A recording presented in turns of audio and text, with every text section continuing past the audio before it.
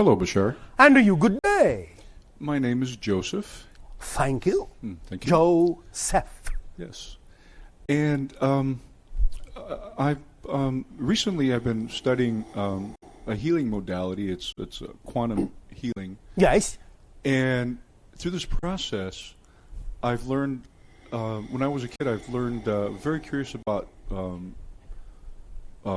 quantum physics. Yes. And through the years, I discarded it because I thought, well, this is great stuff, but how do you use it? Oh, all right. And now, have you pulled it out of your trash can? Yes, absolutely, out of the shredder. All right. And I've been having some interesting dreams and also experiences in the physical, quantumly, Yes. some of the things you've talked about. Yes. And one of those is some being has been trying to channel through me. All right. And like as yourself, but I'm having a little difficulty. All right. Well, they don't try. Okay.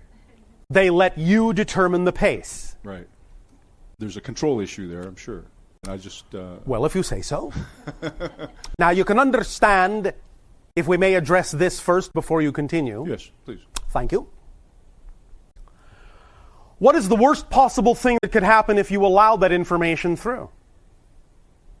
In your imagination. Talk in weird languages and fly around the room or something. Do you see the channel before you doing any of that? No, I sure don't. No. All right. Are you being facetious? Yes. Are you sure? I can actually picture it. All right. If that were to happen, would that be so bad? No. Then what's holding you back? If you feel something is. Well, that's the question. I don't. I want it to happen, and I've actually been to a couple of channeling sessions. Yes. And I've had a dream the other night. Let me just describe it very quickly here. All right. I was in bed. Yes. And I was spinning. Yes. And when the channel tries to come through, and as I was going to sleep. Do you mean when the entity? When the entity is. Yes. And my girlfriend said, "Oh my gosh, you have 5 ascended masters that want to take you on a trip with e-ticket ride, and you're resisting it." And I was arguing. All right. In my mind. And what was the argument? Argument was, well, I really don't want to lose control. It's a control issue again. Yes, and right? I said, use your imagination. Mm-hmm. What is the worst possible thing you are afraid might happen if you let it through? Well, but here's what happened. Yes. They did take me. I said, okay, I'm going to let it go. Oh, all right. And we went to the sun. I mean, it was just instantaneously our sun. Yes. All of a sudden, it turned into an invisible sun. Yes. I didn't know such a thing was possible in all the quantum mechanics. And the black holes and the wormholes, and it's very, absolutely interesting. And then I passed out after that. I don't remember anything. And all right. Well, it's in you. There's more in you. Yeah. There was more on the journey than that. I'm sure. But you remember that much. That much. And then later on, when I woke up, yes, I argued. The entity told me their name. And I argued with the entity. I said, well, no, that doesn't sound right. And what was the name? I don't remember. Oh, all right. Because they That's said because you argued. Yeah, write it down, and I didn't write it down. No, so all right. So anyway, but that was a little part of the quantum trip journey, and I guess one of the things is I don't know what it is that I'm using to block that. Well, you just said it. It's a control issue, yeah. But how do you let go of the control? I thought I've... All right. Well, I'm attempting to take you through the process. Thank you, yes. So ask the question, what would be the worst thing you'd imagine might happen if you did simply let go completely? Okay. And the answer might be... something cool. What would you be afraid of?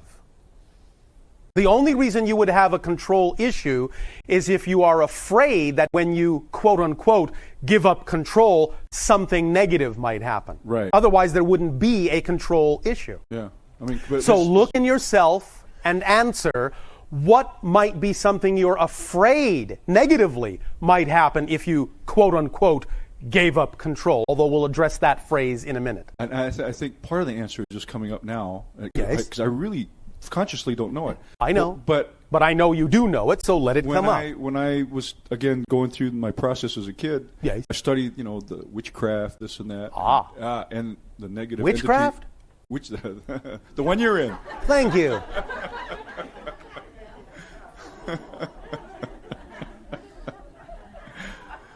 So, I've studied about the dark entities, this Oh, and that. the I guess dark there's a part entities. of that, even though when you're working with the higher realm, higher vibration, that's not really possible. But, I have... All right, well, you said it right there.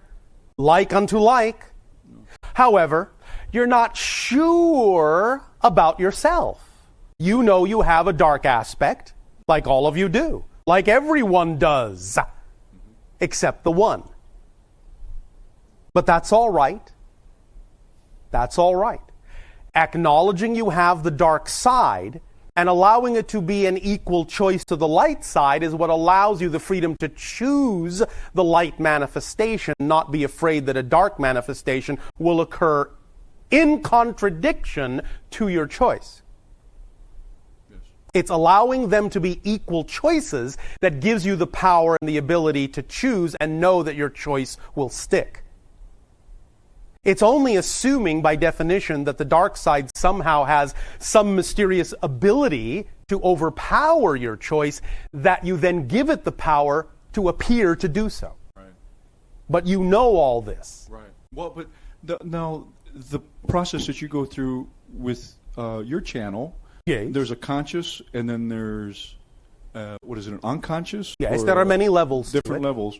So how is it that you actually interface with our discussion now?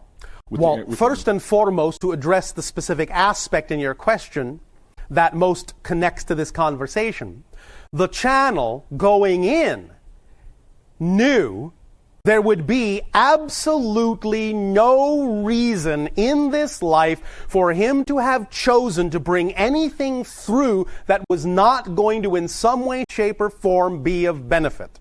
Is that a conscious decision? Or subconscious, superconscious? Both. Okay.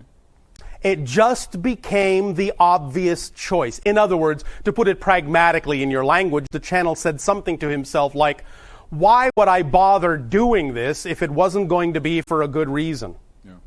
And therefore simply settled within himself that even though there may be things that would come up in the process that may appear to be difficult or a struggle or quote-unquote negative, those would only be reflective of his own resistance to the process, his own resistance to discovering more about himself, and could not, in any way, shape, or form, actually be a negative entity outside of himself. Therefore, he simply trusted that on some level, even if it wasn't conscious, he knew what he was doing, and so did we. Because otherwise, there would be no point to it. And the decision was made to go into trance or not into trance as the same way? Well, the decision was simply made by being attracted to whatever methodology simply worked best for him. Yeah. And there was no way to... It's not exactly what you would label a trance. Oh. It's actually a state of hyperconnectivity, much more like a very deep and active daydream. Okay. Where many things are not in the outer world paid attention to, but it's not technically what your scientists would label as a trance. All the different brainwave functions, what you call the theta states and the delta states and alpha states and so on and so forth, are all there, but they're kicked up several notches, even though they remain in relative position to each other. Mm-hmm. It's a state of hyperconnectivity to more dimensions of the self and allows us the opportunity then to connect to him on a level that's more similar to the dimension in which we are used to operating. And all the different realities. Yes. Well, that sounds a lot more exciting than, yes. Ooh, you're taking over the body. Exactly, because that's not what's actually happening. Yeah. The body is not invaded, it is not occupied, it is not inhabited, it cannot be. There is no space for anything to actually come into. In actual fact, even though I understand completely that from your time-space linear perspective, it seems as if your spirit and your soul is in your body, it's actually the other way around. Your body is created within your soul. There's no room for anything else to enter it. So the way this is achieved in a quantum physical connotation is through resonance identification. Like tuning forks. The channel has been trained to achieve a certain state of resonance that's closer to the state of resonance I exist in. I have been trained to go into a state of resonance that's closer to a state he exists in. We meet somewhere in the middle. Our frequencies go into lockstep, and what you get on your end is a translation of my thought process made out of the energy of the channel himself. You step down and he steps up. Exactly. In between. Now, and a third idea is created. A third reality is created. What is the process to go into that state where you can? Well, again, there are many different kinds of processes. The channel availed himself of what you would typically call a series of guided meditations in a channeling class. But you never know. Yeah. You may be taking a walk along the beach every day for 572 days, and suddenly on the 573rd day find yourself completely in the appropriate resonance state to allow yourself to identify with another level of beingness. Like zapped by lightning or something. Yes, exactly. Some people have actually done it that way. Right, exactly. Each to his or her own. And I've always thought that as far as channeling is concerned, yes. that is so neat because all of a sudden it just happens without having to think about it. It is, when allowed to be what it truly is, absolutely effortless. And the reason it does work is because everyone is already everyone. Right. Anyway. Yeah, in this moment. Yes. Because that's eternity right there. Yes. So it's just allowing yourself to find a little bit more of that state of being in whatever way works best for you, and simply open the floodgates. Open the heart, right? Exactly. Basically, so. Yeah, like you were talking about. That's the gateway. Now, it is, of course, in conjunction with the mind and the body, but the heart is the gateway, truly, through which the resonance identification is made. And you have really put your finger on it because, as you know, you see examples of, shall we say, telepathy or telempathy or channeling in your world all the time when people know exactly what another person is thinking at the same time, feeling exactly what they're feeling, and you have a very concise term for that state of being. It's called being in love. That's what it is. And that's the strongest force in the universe, isn't it? It is Creation. the universe.